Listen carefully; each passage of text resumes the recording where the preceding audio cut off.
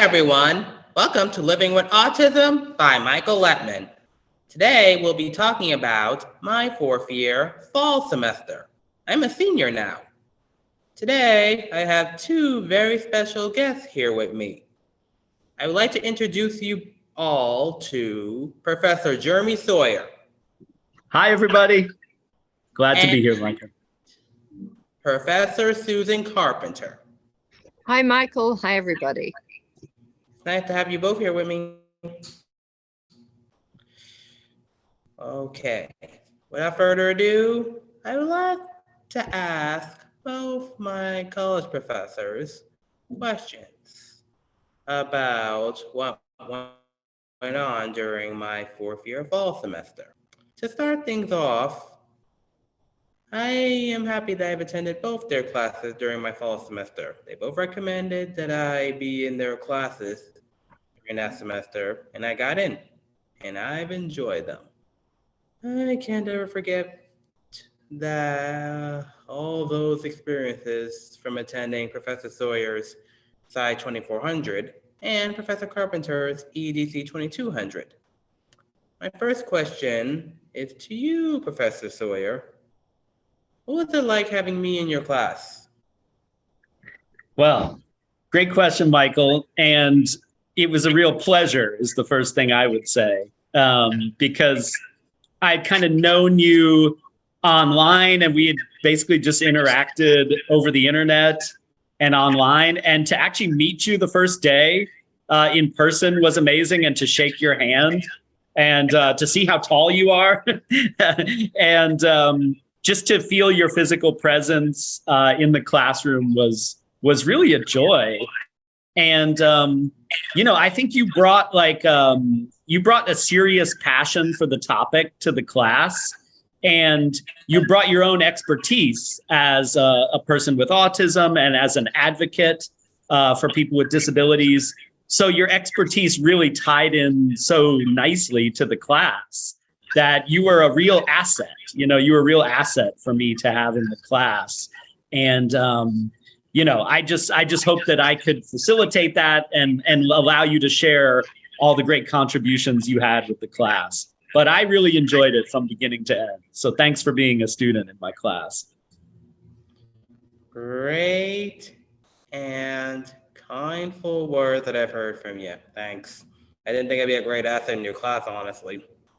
You were. And I had a feeling that you would feel the same if I asked you the same question, Professor Carpenter.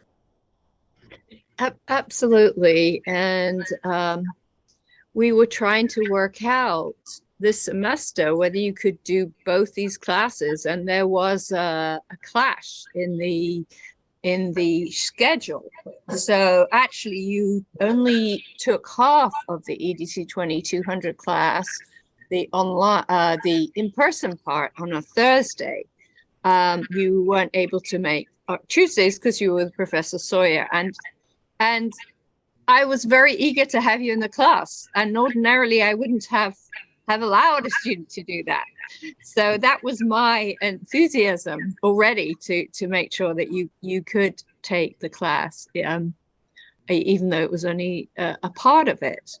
And on one particular occasion, I did talk about arts and inclusion and working with students with disabilities and the Melissa Riggio program. And there you were, in fact, with your peer also who was in the class with you and your mentor. And so it was a real life conversation. It wasn't just me kind of spieling on about students with disabilities contributing and showing a film. There you were and engaged in the conversation. And so those student teachers have had that experience of an inclusive environment, and I hope that they will replicate that when they become teachers.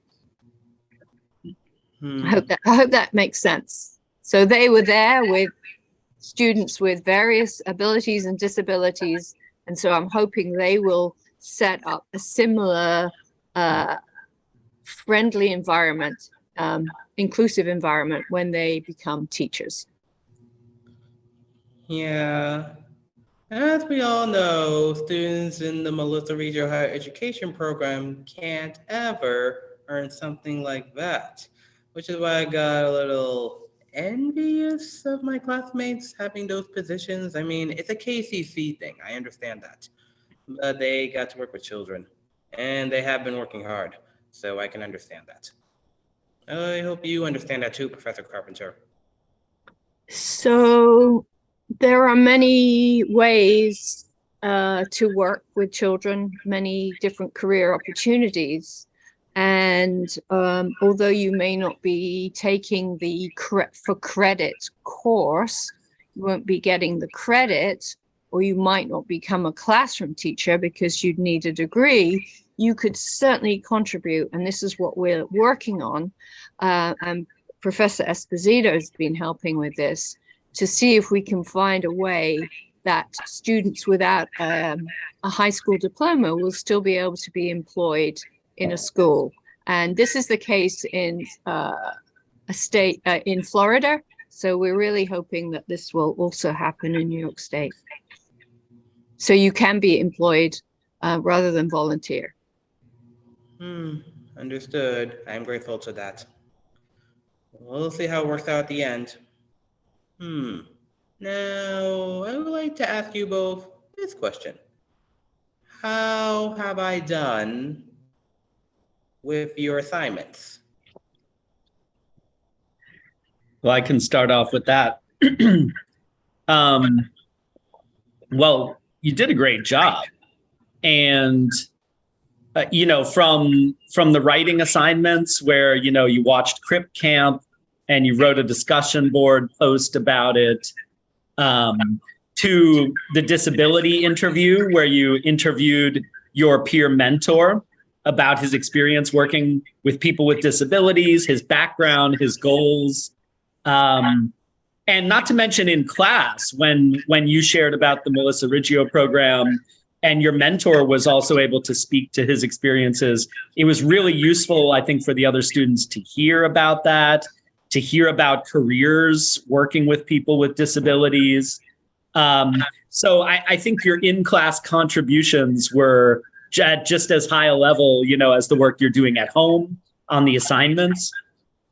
And, you know, as a portion of the class, there are actually exams in my class too, which I know are not, you told me, you know, that's not your preferred method of expressing your understanding, which I totally understand. And so I try to intentionally minimize those aspects of the course, how much they count and how important they are.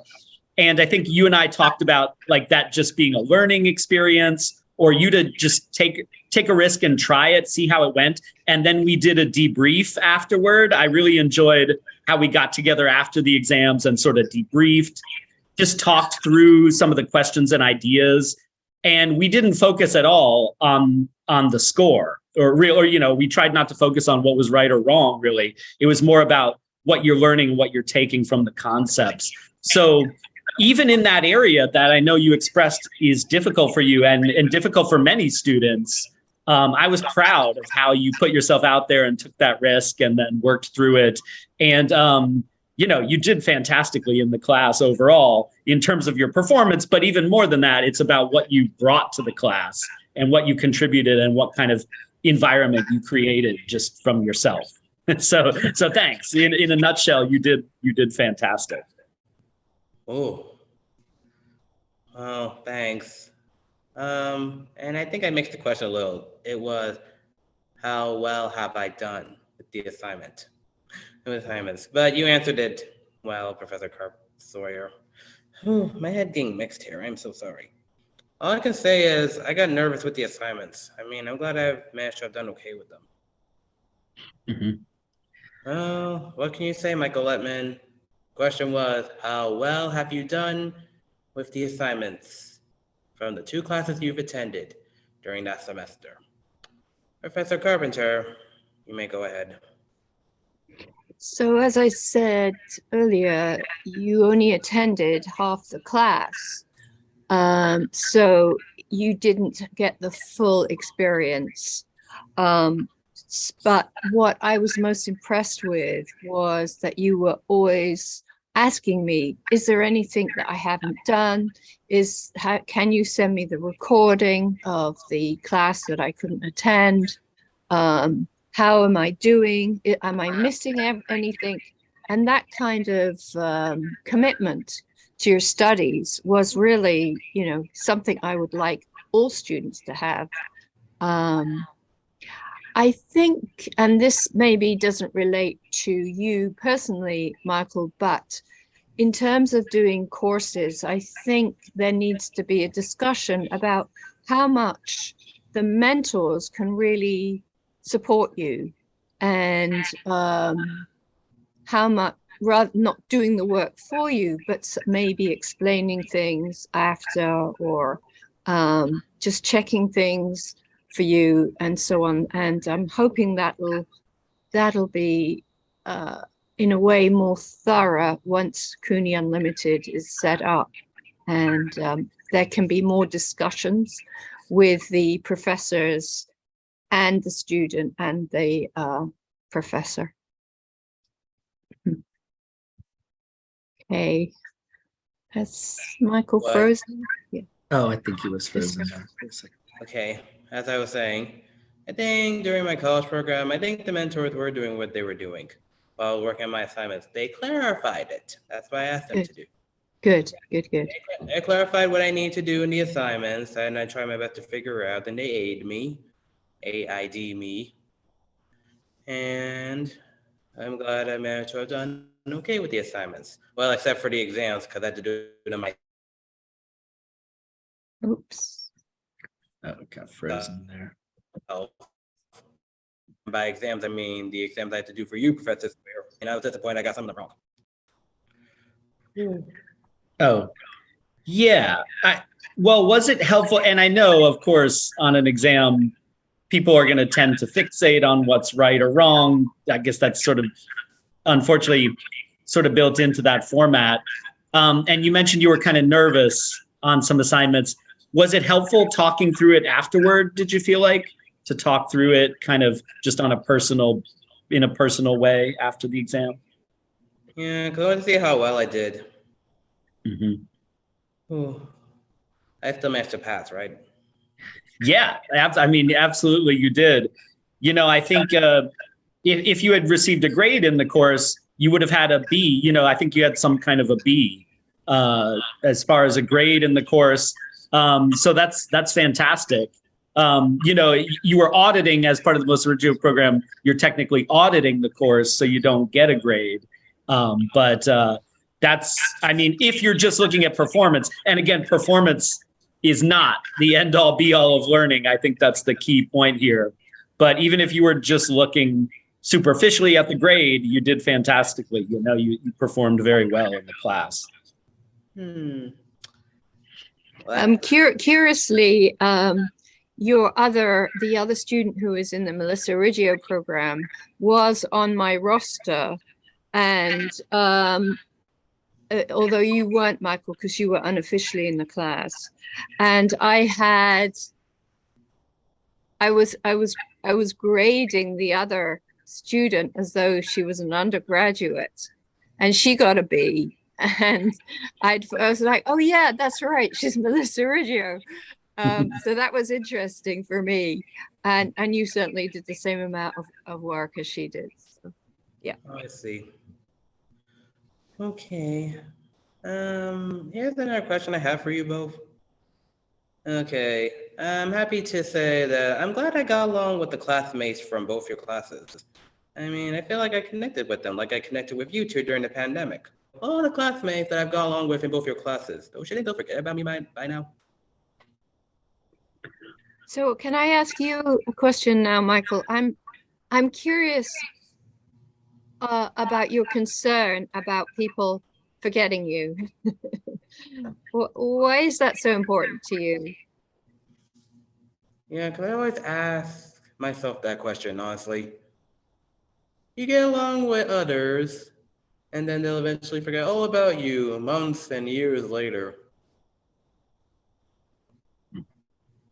Well, let me ask you, Michael, do you forget about other people that you meet? Okay, guilty as charged, a few. But A few of them. those who say really kind words to me and those who I feel like I could, that I've had a conversation with, uh, they stay in my head. Hmm. I do Well, forget I their know- names. Yeah. I know the students in the Psych 2400 class who interviewed you won't forget you because they were like, oh, it was so great having a person that we could talk to. It wasn't in a textbook.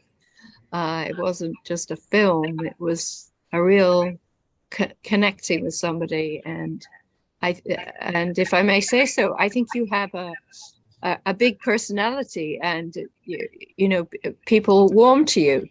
So yeah. Mhm. The reason why I asked that question, I know. Classmates I've got along with in my classes. Don't you think they'll forget all about Michael Lettman? I always ask myself that. I got along with many classmates in the 2 classes I've attended this semester. And I also got along with the students from when Professor Carpenter had me as a guest speaker in her Sci 2400 class. Mhm. Mhm.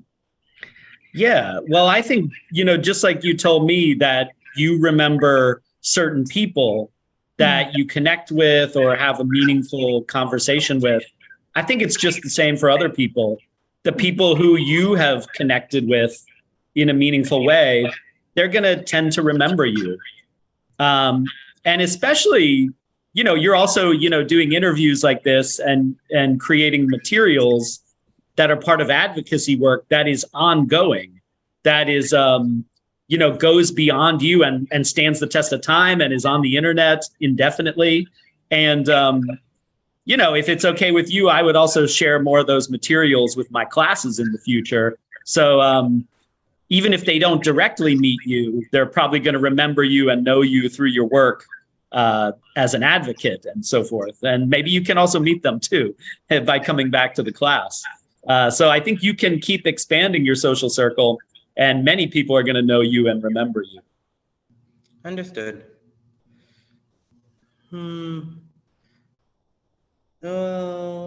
Final question for both of you. Do you see me as a plain old amateur advocate? So I would like to say something about the word amateur. The word amateur means love of. So an amateur musician is somebody who loves making music. And often, particularly in music, professional musicians lose that love because they then are doing it for work, for a wage. And they often, because of the pressure of being professional, they often lose their love of music. So in your case, being an amateur advocate is that you love the advocacy work. And there are many people who are volunteering as advocates. In fact, I'm sure there are way more volunteer, as you say, amateur advocates than paid advocates. That's just the nature of advocacy. It's, if you like, a service to the community. So I wouldn't in any way put yourself down for being a quote unquote amateur. Mm-hmm. All I know is I see myself at an amateur level, not professional or successful level. Because you're not paid, or because you don't feel like you're skilled enough? Or I'm curious about that. I mean, you've now presented at an international conference. You're in the proceedings of a international conference. You're online. I don't know how many viewings you have, but I'm sure there's many. You've been a guest in many sections of Psych 2400. You're involved in the faculty interest group. You're involved in an international inclusion group in the UK. That's impressive to me. Well, I'm glad that it's impressive. Even to myself, I admit it. I just feel like I still have a long way to go if I want to do better. Yeah, well, I think you're on a journey, right? Life is a journey. And, we all kind of go through a developmental process. But you have an expertise in autism and in disability that not everyone has, because you live it and you experience it. And you also learn about it theoretically and firsthand through your experience. And now you have all the accomplishments that Professor Carpenter just mentioned as well. But, I think we're all, whatever title anyone has, we're all just human beings in the end, right? We're all just doing this hopefully for the love of it and trying to change the world for the better. Not because we're experts, but just because we're human beings trying to make things better. Just like the people in Crip Camp, they weren't like necessarily experts per se, but they were people who understood their life experiences and the discrimination they faced, and they joined together to make things better. And I guess that's what we're all trying to do. I know, does that seem like that to you, Michael? I can understand that from watching the documentary. You made a good point there, Professor Sawyer. And, as a teacher, I've been teaching now for over 40 years. And I'm still going, oh my gosh, how could I have taught that better? Or why didn't this student understand what I was trying to talk about? It's just ongoing. And so, yeah. Mm-hmm. Mm-hmm. Do you have the same, Professor Sawyer? Oh, yeah. Lifelong learners. And you realize your mistakes every day and you just try to grow from them. I mean, I even messed up the last interview we did by not having the right setting on Zoom. So you learn from mistakes big and small in life. And hopefully we just keep growing and working together and respecting ourselves and respecting others, I think, is the best we can do. Understood. I will go ahead and wrap it up. Final statement to my viewers. Please stay tuned.